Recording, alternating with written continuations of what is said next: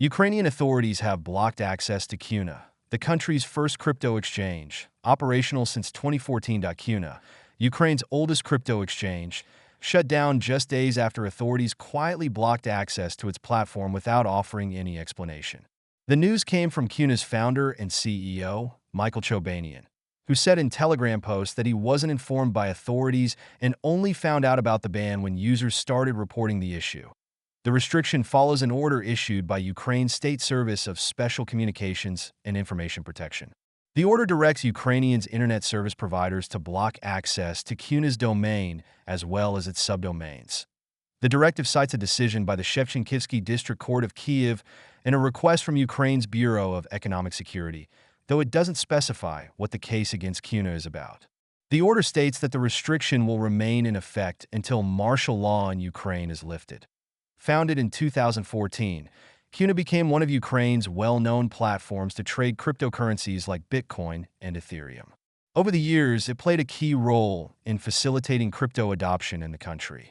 For instance, in early 2022, Kuna partnered with Ukraine's Ministry of Digital Transformation and created a special dedicated crypto fund for Ukraine, which accumulated over 100 million worth of crypto donations to support the Ukrainian army.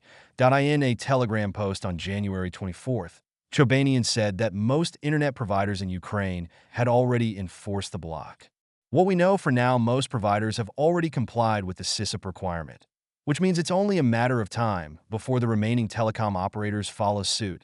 But he also pointed out that neither he nor anyone from Kuna was invited to court for the decision. "We were not called to court, as you can imagine, and we learned about the blocking from users in Ukraine," Chobanian wrote. Despite the restriction, he reassured users that Kuna's infrastructure is hosted on cloud servers in Europe, meaning that only users inside Ukraine are affected. While it's still unclear why Kuna was banned, Chobanian made another post on January 30th announcing the exchange's closure and telling users they have 2 months to withdraw their funds. He also made it clear that the ban came after he failed to pay kickbacks to a Ukrainian law enforcement agency that was desperate to find money at any cost to fund the country's economy. "Unfortunately, I didn't manage to meet with all the law enforcement agencies.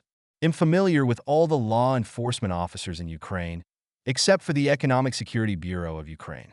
Well, in our country, it's the usual thing for law enforcement agencies to get to know through raids as a rule.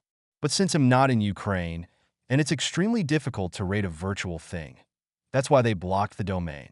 Michael Chobanian, according to Ukrainian news outlets, the Economic Security Bureau of Ukraine is investigating Kuna for alleged tax evasion. Officials reportedly claim a forensic audit confirmed intentional tax evasion, leading to a court decision to block the platform. A law enforcement source told local media that Ukraine's potential losses amount to around 50 million hryvnia due to the tax evasion. Now, Chobanian says he wants to focus on symbiocracy, a government model where people manage themselves while considering all of Earth's interconnected systems, using artificial intelligence and nature. He's also shifting his attention to AI and public social activity.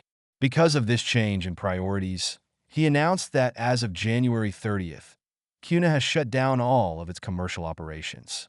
Crypto.news reached out to the Kuna team multiple times, but didn't get a response. Still, despite the ban, the Kuna founder remains optimistic, urging the community to focus on global trends and pointing to the growing interest in Bitcoin from the Trump administration. Crypto enthusiasts in Ukraine don't need to be told how to use crypto freely, so we are watching the crypto revolution in the US. Bitcoin being added to foreign exchange reserves, and the price of the Trump memecoin. Michael Chobanian. Back in August 2024, Chobanian went off on Ukraine's central bank, saying the National Bank of Ukraine had basically killed the local crypto market, pushing him to turn his focus to Europe. He called the state of Ukraine's crypto scene a disaster and blamed it on the bank's strict restrictions on hryvnia-based crypto transactions.